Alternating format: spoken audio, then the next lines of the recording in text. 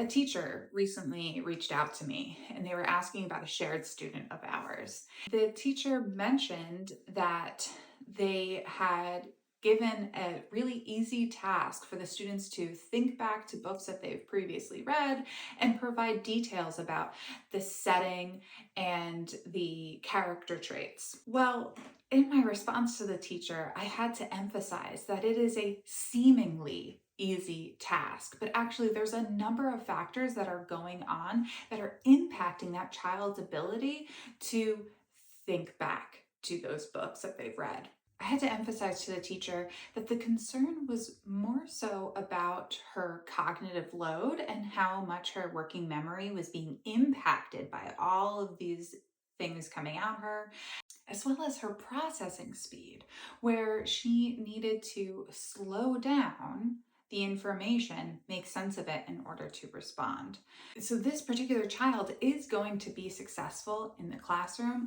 It's just a matter of providing her with the supports she needs to be successful. When we talk about metacognition, we're talking about more than just reflecting. Metacognition is about our awareness of our memory, our perception of our memory, and of our control over our actions. It's not just one type of memory. You might know about the short-term and long-term memory, but there's other kinds of memory as well. This includes working memory, episodic memory, semantic memory, perspective, and procedural memory. Each one of these impacts how a student learns. Metacognition requires other executive skills in order to be strong and successful. So there are foundational executive skills that really boost metacognition and make it possible for a student to retrieve those memories in the moment. That is why it is really important for us to practice empathy and patience when working with students, especially those with ADHD, autism, or other executive functioning challenges. Patience is key. The really interesting thing about metacognition is that it very closely aligns with processing speed. So what is processing speed? Processing speed is how quickly a student is able to take in information, make sense of it, and then come up with a response. I would really like to emphasize that processing speed is not equivalent to intelligence. These are separate entities, and someone could have a slow processing speed and a really high IQ, and vice versa. Many students with a high IQ and low processing speed tend to feel like they're constantly playing this game of catch up. Like they're always missing something, whether it's in a fast-paced conversation, or it was during a lecture, or when they are learning a foreign language, for instance. So what does this have to do with all students? Well, I think it's really important that teachers consider processing speed when they are posing questions to the class or when they are asking students to reflect back on the past. And when they're searching through the depths of their memory to find the information, it's also important that teachers understand just how much is going on in the prefrontal cortex.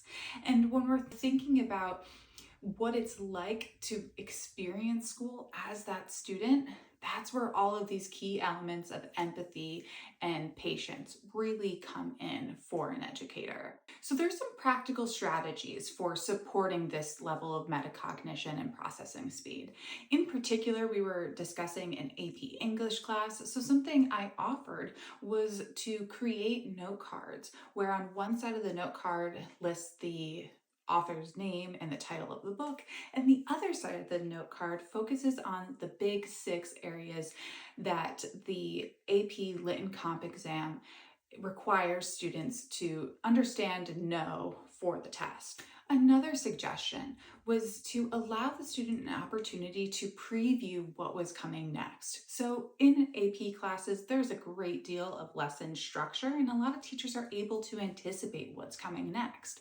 So if the teacher's able to do that, Take the weight off of the student to process in real time and give them the prompts, the questions, the information that they're going to need to think up or take a while to conjure out of their mind.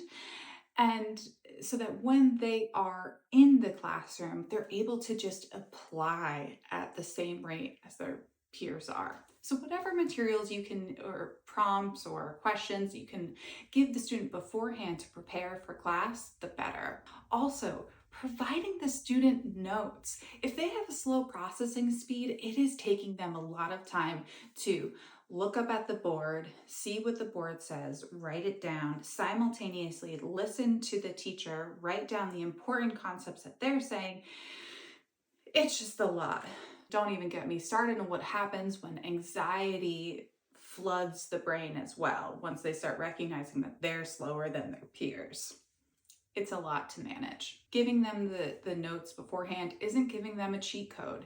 It's allowing them to process the information in real time without the stress of copying down all of the notes. They're learning, they're being challenged, I promise you. And my last tip, that is one of my favorites from when I was in the classroom teaching: think, pair, share. This allows the slow processors time to consider the question and consider all of the facts as they come up with an answer.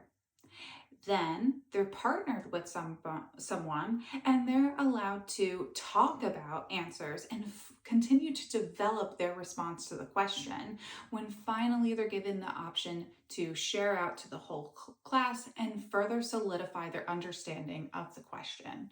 Allowing this time to process the question and develop a thoughtful answer will reduce the student's anxiety and improve their overall performance. So my closing takeaway for today is to please do not pull slow processors from your AP and advanced classes. Give them an opportunity to shine. Help them by giving them the supports they need to be an effective student in your classroom. With the right scaffolding and tools, any student is able to achieve. So when we are considering the accommodations for one student, maybe consider offering similar accommodations to all students and have a conversation with them about why you're doing it. When students understand why we're giving them certain scaffolding, they're more likely to buy in and actually use it. So I'm curious, what are you doing to support students in your classroom? How have you seen processing speed come up in your classroom, and how are you responding to it? As always, I'm Jessica Mintz, your favorite academic coach.